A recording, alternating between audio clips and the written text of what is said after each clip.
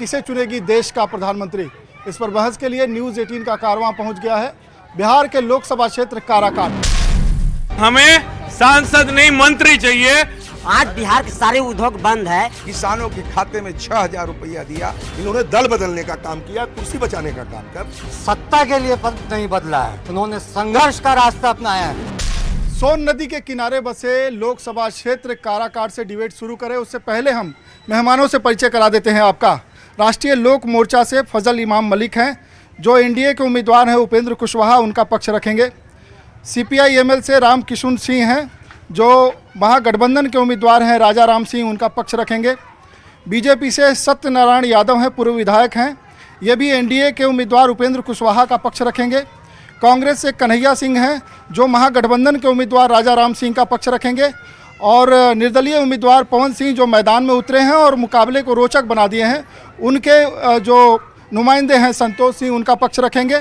और आरजेडी से गुड्डू चंद्रवंशी हैं, जो महागठबंधन के उम्मीदवार राजा राम सिंह का पक्ष रखेंगे। तो पहला सवाल हमारा एनडीए के जो नुमाइंदे हैं फजल इमाम मलिक से। मलिक साहब, आपके उम्मीदवार को जनता क्यों चुने? आपने 5 सालों में एनडीए ने क्या किया है कि जनता एनडीए को फिर से चुने? देखिए, पिछले 10 सालों में देश के प्रधानमंत्री माननीय नरेंद्र मोदी ने जो देश में काम किया है, जो विकास किया है, उनके नाम पर, उनके काम पर, और माननीय उपेंद्र कुशवाहा जो राष्ट्रीय लोक मोर्चा के राष्ट्रीय अध्यक्ष हैं और जो 2014 से 2019 तक इस संसदीय क्षेत्र की नुमाइंदगी की थी, जिसमें उन्होंने कई काम किए। खास के जो दालमिया नगर के फैक्ट्री थी उसको खुलवाने का प्रयास किया। उसके बाद चूँकि वो सांसद नहीं रहे, दूसरे सांसद या वो हार गए, इसलिए वो उस प्रयास में बहुत हद तक कामयाब नहीं हुए। लेकिन वो उनकी प्रायोरिटी है अभी इस क्षेत्र में। औरंगाबाद ज़िले में चूँकि एनटीपीसी वगैरह से जल स्तर बहुत नीचे चला गया, पानी की भीषण समस्या है, पीने के पानी लोग परेशान हैं, वो हमारी प्रायोरिटी में रहेगी। उससे ये फ़ायदा होगा कि एक तो लोग, किसानों को उसका फ़ायदा होगा, दूसरे बेरोज़गार युवकों को भी उस प्रोसेसिंग प्लांट में नौकरी मिलेगी। तो ये कुछ मुद्दे हैं जिनको लेकर हम इस बार चुनाव में उतरे हैं, और मुझे उम्मीद है कि इस काराकाट की महान जनता माननीय उपेंद्र कुशवाहा जी के कामकाज को पहले भी परख चुकी है और आने वाले दिनों में फिर परखेगी और उन्हें जिताकर सांसद बनाएगी। महागठबंधन के उम्मीदवार को जनता क्यों चुने? महागठबंधन ने ऐसा क्या किया है और आपके उम्मीदवार ने ऐसा क्या किया है कि जनता चुने? मेरा उम्मीदवार किसान मजदूरों के लिए जब नई कानून बनी कृषि का, उसके विरोध करने के लिए 1.25 वर्षों तक वहाँ पर बैठे रहे धरना देकर, और अंततः हम लोग बाध्य किया इस मोदी सरकार को वह कानून बदले और बदलाया। और उसी तरह का अभी भी हमारा संघर्ष जारी है, जो अत्याचार मजदूरों पर, किसानों पर हो रहा है। और यहाँ के जो सार्वजनिक प्रतिष्ठान थे उनको बेचने पर आमादा है यह सरकार। इसको रोकने के लिए और संविधान को बचाने के लिए हम हमारे उम्मीदवार को विजयी बनाने के लिए हम लड़ रहे हैं। कभी भी भारतीय जनता पार्टी संविधान बदलने का काम नहीं किया, बल्कि महागठबंधन के लोगों के द्वारा संविधान बदलने का, बल्कि घोषणा ही नहीं इमरजेंसी लगाने का काम किया। कभी भारतीय जनता पार्टी एनडीए गठबंधन जो है कभी संविधान नहीं बदलती, बल्कि संविधान की रक्षा करने का काम किया है। और इसलिए हम बल्कि अपील जनता से भी करते हैं कि जो सरकार का एमपी होता है वही डालमिया नगर खुलवाएगा, वही किसानों के समस्याओं का समाधान किया है, और हर किसानों के खाते में 6,000 रुपया दिया, हर भूखे इंसान को अनाज देने का काम किया, बीमार को इलाज कराने का काम किया, और 21 करोड़ लोगों को गरीबी रेखा से ऊपर उठाने का काम किया। इसलिए जनता, हम नहीं, जनता कर रही है कि फिर अब की बार मोदी सरकार। अब की बार फिर मोदी सरकार। कैसे लड़ेंगे एनडीए से? देखिए, इस देश की जनता, गरीब हो, किसान हो, मजदूर हो, छात्र हो, इस सरकार से उब गई है। इन्होंने जो भी वादा किया था 2014 में, बड़ी बड़ी वादा किए थे घूम घूम करके, लेकिन कुछ भी, एक भी वादा पूरा नहीं किए। और गरीब से गरीब, छात्र हो, नौजवान हो, सभी लोग, किसान हो, सभी लोग उब चुके हैं, और देश की जनता मन बना चुकी है। भाजपा सफाया हो जाएगी। देश की जनता ने मन बनाया है कि भाजपा सफाया हो जाएगी और एनडीए के लोग कह रहे हैं कि प्रधानमंत्री ने ऐसा काम किया है कि जनता उन्हें चुनेगी और यहाँ जो उनके नुमाइंदे हैं उनको चुनेगी, एनडीए के उम्मीदवार को चुनेगी। आप बीच में आ गए हैं और आपको तो बीजेपी में टिकट दिया गया था, फिर आपने वहाँ डिनाई करके और यहाँ से मैदान में उतर गए हैं। खेल किसका बिगाड़ रहे हैं या खेल जीतने के लिए आए हैं? देखिए, हम ना किसी का बिगाड़ने आए हैं और ना ही किसी के विचारों को हम दूसरे के विचारों को अपने ऊपर थोपने आए हैं। हम काराकाट की लड़ाई लड़ने आए हैं। हमारी लड़ाई किसी से नहीं है, ना हमारी लड़ाई इंडिया के प्रत्याशी से है, ना हमारी लड़ाई माले के कैंडिडेट से। हमारी लड़ाई है 15 साल। 2008 में परसिमन हुआ यहाँ का, 2009 से लगातार चुनाव होते चले आए हैं, 2000 ये चौथा चुनाव लड़ रहा है। मैं सिर्फ हमारे विधायक जी हैं, हमसे अनुभवी हैं, हमसे सारे लोग अनुभवी हैं। मैं हमसे ज़्यादा इन लोगों ने पॉलिटिक्स देखा और काराकाट की जनता को देखा है। यहाँ अस्थायी नेतृत्व मिला ही नहीं। अभी कुछ दिन पहले सनातन धर्म को मानने वाले, सनातन धर्म की बात करने वाले हमारे एनडीए के जो प्रत्याशी हैं, कुछ दिन पहले सनातन धर्म के ही बारे में क्या बोले हैं, वीडियो वायरल है, मुझे बताने की ज़रूरत नहीं है, सब लोग जानते हैं। उनकी अस्थायी नेतृत्व तो कभी रही नहीं किसी दल में, कभी वो बीजेपी के साथ रहे। जिसका अस्थायी नेतृत्व न हो, जिसकी अस्थायी कोई विचारधारा न हो, आप कैसे सोच सकते हैं वो काराकाट का विकास करेगा? 15 साल में इन्होंने दल बदलने का काम किया, कुर्सी बचाने का काम किया। काराकाट की जनता से इनका कोई सरोकार ही नहीं रहा। मैं भी राजनीति करता हूं, हम भी कहीं ना कहीं राजनीतिक परिवेश से जुड़े हुए हैं। मैंने तो कभी नहीं देखा एनडीए की प्रत्याशी के, जब उन्होंने मंत्री रह करके कभी सदन में डालमिया की बंद पड़ी फैक्ट्री के बारे में आवाज़ उठाया। एनडीए तो मोदी जी के काम के बूते यहाँ मैदान में है और पवन सिंह जो है अपने विजन के साथ है मैदान में, तो महागठबंधन कहाँ है? यहाँ हम लोग जिसे लालू यादव हमारे जो राष्ट्रीय अध्यक्ष हैं, डालमिया का रेल कारखाना कबाड़ियों से बेचने से बचाया, और लालू यादव ने जो आज किया है पूरा देश जान रहा है कि आज जो राष्ट्रीय जनता दल इंडिया गठबंधन जो आज है, जो अपने बलबूते चुनाव लड़ रही है, तो अपने काम के ऊपर लड़ रही है, न कि किसी के हम लोग आलोचना करने आए हैं। आज हम लोग का पूरा समर्थन मिल रहा है, जहाँ जहाँ जा रहे हैं हर जगह हम लोग का समर्थन मिल रहा है, और हम लोग बहुत अच्छे खासा वोट से इस काराकाट लोकसभा से अपने प्रत्याशी को जिता करके केंद्र में भेजने का काम करेंगे। एमआईएम से प्रियंका चौधरी भी हैं और खुद अपना पक्ष रखेंगे यहाँ पे। एमआईएम जो है किन मुद्दों पर चुनाव लड़ने आ रही है और आपको क्यों भरोसा है कि जनता आपको चुनेगी? जी, एमआईएम जो है काराकाट लोकसभा का जो चुनाव है, काराकाट लोकसभा का चुनाव इस बार ये प्रदर्शित करने वाला है, और उसमें एआईएम जो है वो अपनी बातों को रखने वाला है। जो विकास अब तक खोते आए हैं लोग यहाँ पर, उस विकास की बात अब फिर से होगी।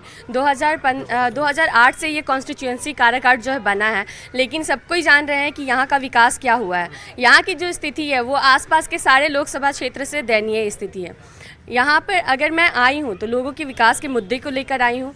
पाली पुल की आप हालत देख लीजिए या दाऊदनगर पुल की हालत देख लीजिए, उसको रिपेयरिंग की ज़रूरत है, जिसके बारे में हमारे सांसद महोदय ने कोई आवाज़ नहीं उठाई। नहीं, इस बार जनता ठान ली है कि क्या मुझे इंसाफ चाहिए, और इस बार वो इंसाफ करने वाली है। इस बार वो अपने हक की लड़ाई लड़ने वाली है। लोगों के बीच क्या माहौल है? काराकाट की आवाज़ क्या है? काराकाट कैसे अपने प्रत्याशी को चुनेगी, कैसे उम्मीदवार को चुनेगी? अभी मैं क्षेत्र से ही आ रहा हूं। एकमात्र का नाम है कि हमारे देश को जो आगे ले जाता है, और से प्रधानमंत्री को हम लोग को 400 पार बहुमत से हम लोग को जिताना है।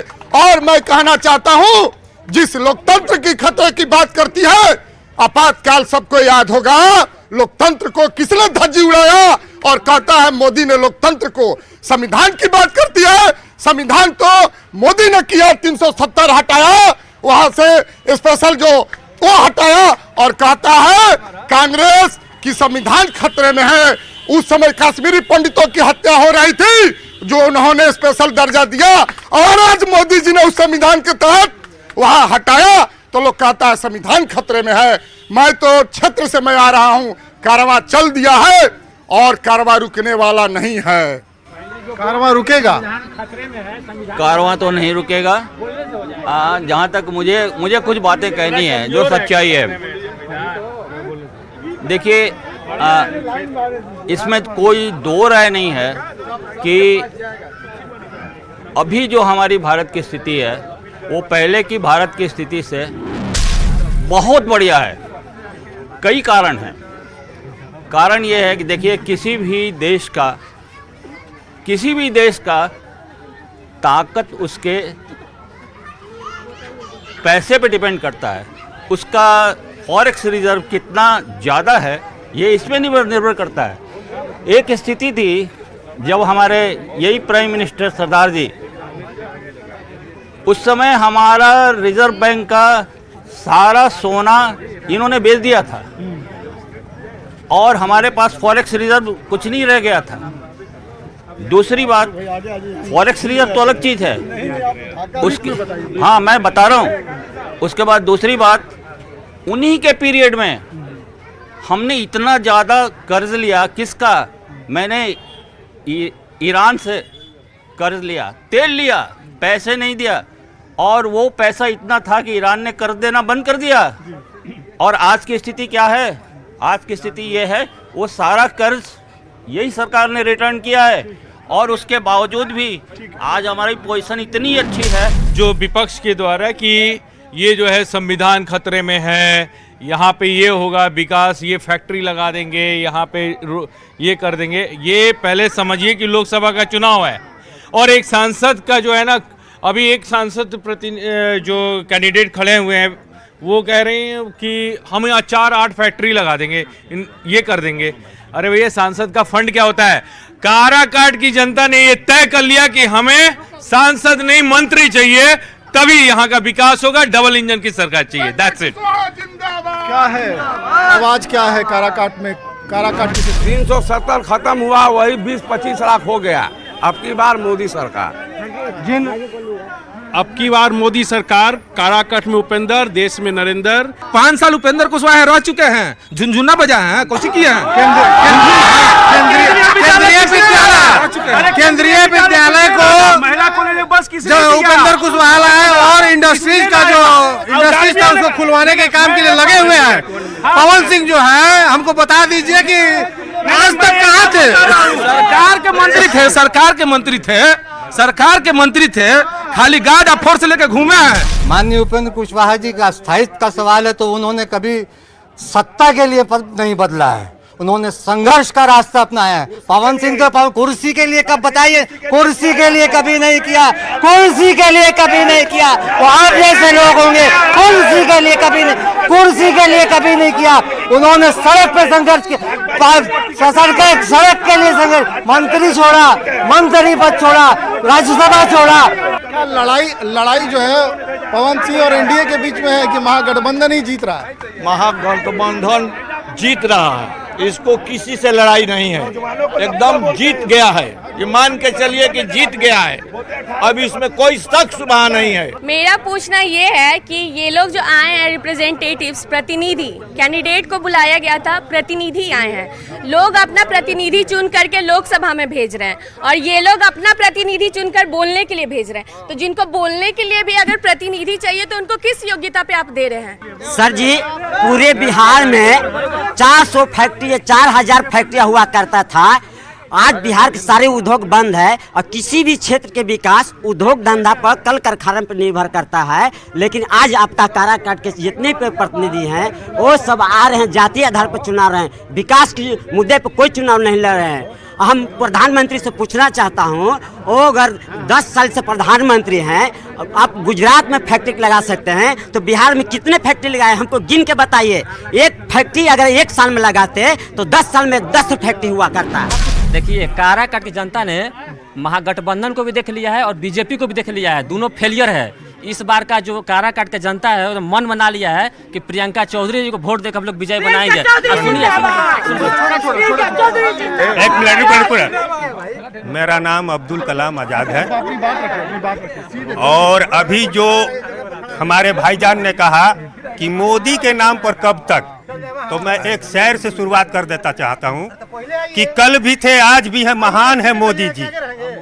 कल भी थे आज भी महान है मोदी जी, हैं तो बूढ़े मगर जवान है मोदी जी।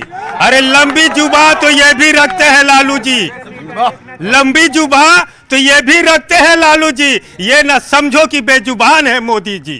ये देश का चुनाव है और देश के चुनाव में हमारे प्रतिनिधि नरेंद्र मोदी जी है और नरेंद्र मोदी जी के कार्यकाल में भारत विश्व की 5वीं सबसे बड़ी अर्थव्यवस्था बनी, मोबाइल में 3री सबसे बड़ी शक्ति बनी, ऑटोमोबाइल में 4थी सबसे बड़ी शक्ति बनी, 11 करोड़ लोगों 25 करोड़ लोगों को गरीबी रेखा से ऊपर लाया गया। इन सब मुद्दों पर चुनाव होना चाहिए। ये छोटी चीजों के लिए विधानसभा है, विधानसभा में इसकी बात की जाएगी। आखिरी जवाब जो है महिला से लेते हैं, वकील साहब किसको चुनेंगे? हमारे मोदी जी वादा नहीं करते हैं, वादा करने से पहले पूरा कर चुके हैं वो। आप जो है कहता है लोकतंत्र पर बोल रहे हैं, लोकतंत्र का खतरा कब था? यही जगह था जब 1900 आपको जो है 78 में विश्वनाथ मंदिर को जो है किसके शासनकाल में धोया गया था। जगजीवन राम जब मंदिर में प्रवेश किए थे तो उस समय जो है कहता है धोया गया था, किसके शासनकाल में? आपने जो है कहता है कि बराबर लोकतंत्र की बात करते हैं, डरवाते हैं। बाबा साहब भीमराव अम्बेडकर का मूर्ति पार्लियामेंट में किसके समय में लगा था? भारत रत्न का उपाधि किसके समय में दिया था? यह नरेंद्र मोदी और रामविलास पासवान का देन है। लोगों के बीच इतनी समझ है कि इससे हम कह सकते हैं कि लोकतंत्र जो है भारत का वो फलता फूलता रहेगा और ऐसे ही चुनाव होते रहेंगे और लोग अपने प्रतिनिधि चुनते रहेंगे ताकि उनकी उम्मीदें पूरी हो। इसी उम्मीद के साथ हम अपने डिबेट को यहीं खत्म करते हैं और अगले दिन हम किसी और लोकसभा क्षेत्र में होंगे और जानेंगे क्या है देश का आदेश।